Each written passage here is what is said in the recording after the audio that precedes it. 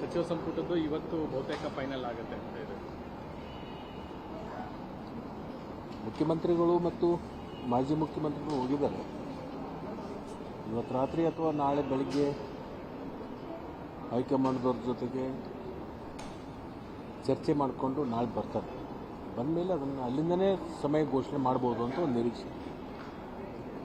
Sir, ತಾವು ಕೂಡ ಆಕಾಂಕ್ಷಿಗಳಿದ್ದೀರಾ, ಅದರಲ್ಲೂ ಬೆಳಗಾವಿಗೆ 3 ರಿಂದ 4 ಜನಕ್ಕೆ ಕೊಡಬೇಕು ಅನ್ನೋಂಥದ್ದು ಒತ್ತಡ ಇದೆ. ಈಗಾಗಲೇ ಒಬ್ಬರು ಆಗಿದ್ದಾರೆ. ಸೊ ಹಾಗಾಗಿ ಅದನ್ನು ಯಾವ ರೀತಿ ಆಗ್ತದೆ ನೋಡಿ, ಹಿಂದೆ ಈ ಜನತಾ ಪರಿವಾರ ಸರ್ಕಾರ ಇದ್ದಂಥ ಸಂದರ್ಭದಲ್ಲಿ 4-5 ಸ್ಥಾನಗಳನ್ನು ಕೊಟ್ಟಿರ್ತಕ್ಕಂಥ ಉದಾಹರಣೆಗಳಿದೆ. ಸೊ ಈಗ ಕೇಳ್ತಕ್ಕಂಥದ್ರೆ ಏನು ತಪ್ಪಿಲ್ಲ.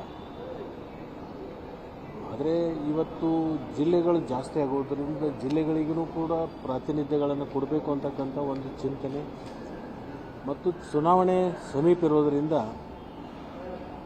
ಸೋಷಿಯಲ್ ಇಂಜಿನಿಯರಿಂಗು, ಜಿಲ್ಲಾವಾರು ಇಂಥ ಅನೇಕ ಒಂದು ಚಿಂತನೆಯನ್ನು ವರಿಷ್ಠರು ಅದನ್ನು ಗಮನಕ್ಕೆ ತಗೊಂಡು ಅಳದು ತೂಗಿ ಮಾಡಬೇಕು ಅಂತಕ್ಕಂಥ ಒಂದು ಚಿಂತನೆಯಲ್ಲಿದೆ. ಸೊ ಅದರಿಂದ ಹೈಕಮಾಂಡ್ ಏನು ತೀರ್ಮಾನ ತಗೋತ್ತೆ ಅದಕ್ಕೆಲ್ಲರೂ ಕೂಡ ಸಮ್ಮತವನ್ನು ಕೊಡಬೇಕಾಗುತ್ತೆ. ನಮ್ಗೆ ಆತ್ಮವಿಶ್ವಾಸ ಇದೆಯಾ ಸಚಿವ ಸ್ಥಾನ ಸಿಗುವಂತ? ಎಲ್ರಿಗೂ ವಿಶ್ವಾಸ ಇರ್ತದೆ, ಯಾರೂ ವಿಶ್ವಾಸ ಕಳ್ಕೊಳ್ಳೋದಿಲ್ಲ. ತೀರ್ಮಾನ ಹೈಕಮಾಂಡ್. ಸರ್, ಕಾವೇರಿ ನೀರನ್ನು 3500 ಕ್ಯೂಸೆಕ್ಸ್ ನೀರು ಬಿಡಬೇಕು ಅಂತ ಆದೇಶ ಕೊಟ್ಟಿದೆ. ಈಗಾಗಲೇ ಅದ್ರ ಬಗ್ಗೆ ದಿಲ್ಲಿಯಲ್ಲಿ ಸಭೆ ಕೂಡ ನಡೆದಿದೆ. ನೀರಾವರಿ ಇಲಾಖೆ ಅಧಿಕಾರಿಗಳು ಕೂಡ ಹೋಗಿದ್ದಾರೆ.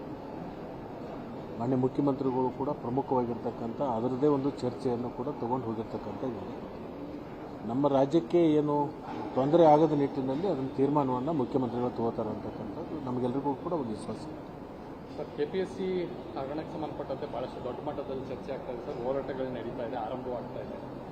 ಈ ನೀಟ್ ನಂತರ ಈಗ ಇಲ್ಲಿ ಕರ್ನಾಟಕದಲ್ಲಿ KPSC ಹೋರಾಟ ಶುರುವಾಗ್ತಾ ಇದೆ. ಅದ್ರ ಬಗ್ಗೆ ಈಗಾಗಲೇ ತನಿಖೆ ಹಂತದಲ್ಲಿ ಇರೋದರಿಂದ ಈಗ ಅದ್ರ ಬಗ್ಗೆ ನಾವು ಅಭಿಪ್ರಾಯ ವ್ಯಕ್ತಪಡಿಸ್ತಕ್ಕಂಥದ್ದು ಸರಿಯಲ್ಲ. ತನಿಖಾ ವರದಿ ಬರಲಿ, ಬಂದಮೇಲೆ ಅದಕ್ಕೊಂದು ಪ್ರತಿಕ್ರಿಯೆ ಕೊಡಬೇಕು. ಬಿಜೆಪಿ CBI ತನಿಖೆ ಕೊಡಬೇಕು ಅನ್ನೋಂಥ ಆಗ್ರಹ ಮಾಡ್ತಾ ಇದ್ದಾರೆ. ಅವರು ವಿರೋಧ ಪಕ್ಷದಲ್ಲಿ ಇದ್ಕೊಂಡು ಅದನ್ನು ಬಿಟ್ಟರೆ ಬೇರೆ ಏನು ಕೇಳ್ತಕ್ಕಂಥದ್ದು ನಾವು ನೋಡೇ ಇಲ್ಲ. ಪ್ರತಿಯೊಂದು ಕೇಸನ್ನು ಕೂಡ CBI ಕೊಡಬೇಕು ಅಂತಕ್ಕಂಥದ್ದಿದೆ.